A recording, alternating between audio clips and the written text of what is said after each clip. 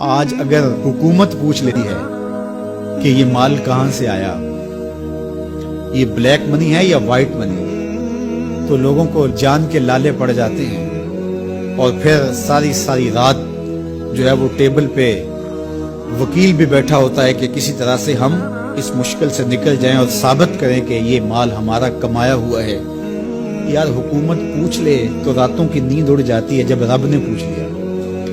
اور وہ پوچھے گا، قدم ہٹنے نہیں دے گا، وہ پوچھے گا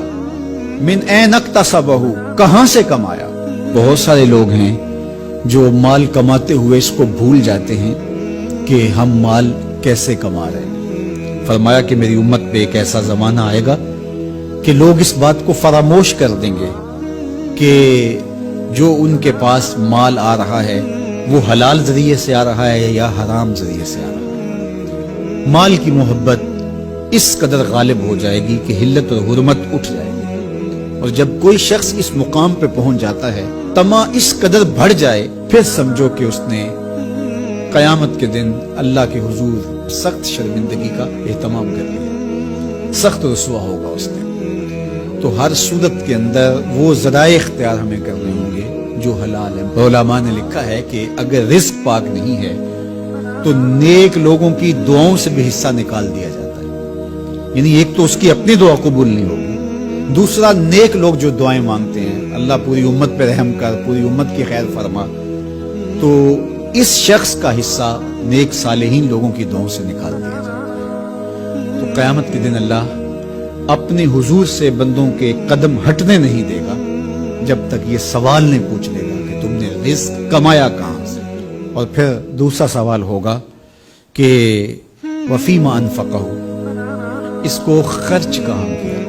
عمومی طور پہ ہم اس پہ تو زور دے دیتے ہیں کہ مال حلال ذریعے سے کمانا چاہیے، کسی سے زیادتی نہیں کرنی چاہیے، جھوٹی قسم سے مال نہیں کمانا چاہیے، کسی کو دھوکہ دے کے مال نہیں کمانا چاہیے، مال کمانے کے ذرائع اچھے ہونے چاہیے، یہ اس پر تو ہم توجہ دیتے ہیں۔ لیکن سوال یہ بھی ہوگا کہ صرف یہ مسئلہ نہیں ہے کہ تم نے کمایا کیسے،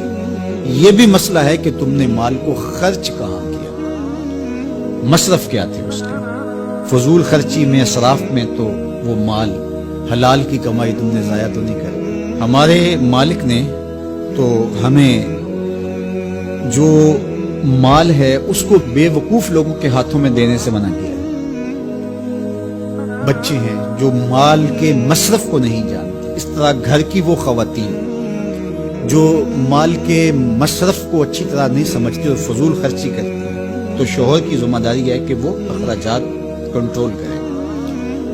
یہ اس آیت کریمہ کی شرح کے اندر علماء نے لکھا کہ بے وقوفوں کو مال نہ دو، چونکہ وہ اگر غلط جگہ پہ خرچ کریں گے جہاں خرچ نہیں کرنا چاہیے تھا تو اس کا حساب آپ کو دینا پڑے گا۔ تو مال کو خود بھی ایسی جگہ پہ خرچ نہ کریں اور مال کا امین ان کو نہ بنائیں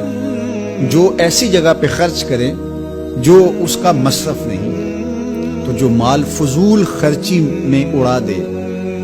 تو اس سے بھی پوچھا جائے گا، اور جو حرام میں لگائے، سراسر حرام میں لگائے، اس مال سے عیش و عشرت کرے، اس مال سے رشوت دے کے کسی کا حق چھینے، اس مال سے کسی پر ظلم کروائے، کسی پر زیادتی کروائے، تو کیا اس کو حساب نہیں دینا پڑے گا؟ تو ایک ایک پائی کا حساب دینا پڑے گا۔